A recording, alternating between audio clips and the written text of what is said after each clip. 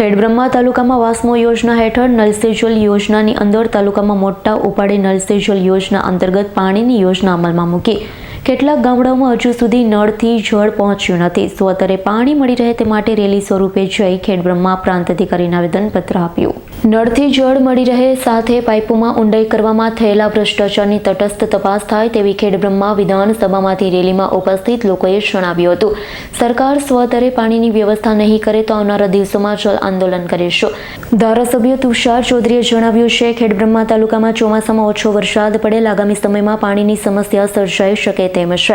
સરકાર દ્વારા તાલુકામાં દરેક ઘરે નળ દ્વારા પીવાનું પાણી પહોંચે તે માટે યોજનાઓ બનાવી કરોડો રૂપિયાની જોગવાઈ કરેલ છે, પરંતુ કોન્ટ્રાક્ટરો અને અધિકારીઓના મિલીભગતથી ભ્રષ્ટાચારને ખુલ્લો પાડવા જણાવ્યું છે. સાથે બોરની યોજના પણ બંધ કરી દેવાતા બોર પણ બનાવી શકાતો નથી, જેથી અંતરિયાળ વિસ્તારના લોકોને પીવાનું પાણી મળી રહે તે માટે પ્રાંત અધિકારીને રજૂઆત કરી. નલ સે જલ યોજના અંતર્ગત ખેડબ્રહ્મા વિધાનસભા મત વિસ્તારના 3 તાલુકામાં લગભગ 250 કરોડ કરતાં વધુ રકમનો ખર્ચો સરકાર દ્વારા કરવામાં આવ્યો. સરકાર દ્વારા ઓન રેકોર્ડ આ યોજના પૂર્ણ દર્શાવવામાં આવી છે, પણ વાસ્તવિક પરિસ્થિતિ એવી છે કે વિજયનગર હોય, કોસીના હોય કે ખેડબ્રહ્મા તાલુકો હોય, ગામડે ગામડે લોકોના ઘર સુધી હજી સુધી પાણી કોઈ જગ્યાએ પહોંચ્યું નથી.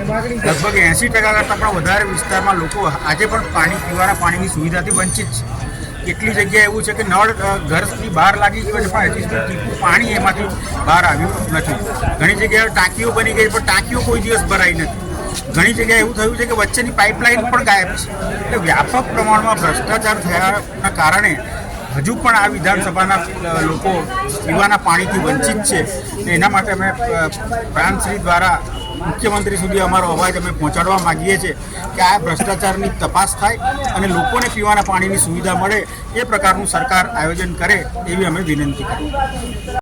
અને પોચીના તાલુકામાંથી ગામજનો દ્વારા નલ સે જલ યોજના જે સરકાર દ્વારા જે કરવામાં આવી હતી એમાં ઘરે ઘરે પાણી નથી આપવામાં આવ્યું. એમને લઈને અમે રેલી કાઢીને પ્રાંત સાહેબને આવેદનપત્ર આપ્યું છે કે આ જે જલ સે જલ યોજનાની અંદર એટલો ભ્રષ્ટાચાર કરવામાં આવે કે લોકોને ઘર ઘર સુધી પાણી નથી આપ્યું. તો અમે પ્રાંત સાહેબને આવેદનપત્ર આપીને કહેવા માગીએ છીએ કે આ આદિવાસી વિસ્તારની અંદર જે જલ સે જલ યોજના છે એમને ફરીથી તપાસ કરી અને લોકો સુધી પાણી આપે, અને પાણી નહીં મળશે તો આવનાર દિવસોની અંદર અમે ગાંધી સિંધિયાના માર્ગે આંદોલન કરીને સરકારને અમારા આદિવાસી વિસ્તારની અંદર પાણી આપવા માટેને એમને ઝુકાવવા માટે અમે તૈયાર છીએ. એટલે સરકારને આ એક આવેદનપત્ર આપીને કહેવા માગીએ કે આદિવાસી વિસ્તારની જે જલ સે જલ યોજના છે એ ફરીથી તપાસ કરીને ફરીથી ઘરે ઘર પાણી આપે એવી અમારી માગણી છે. એ માટે અમે આવેદનપત્ર આપીશું. ભરત ચૌહાણનો રિપોર્ટ, S9 ન્યૂઝ, ખેડબ્રહ્મા.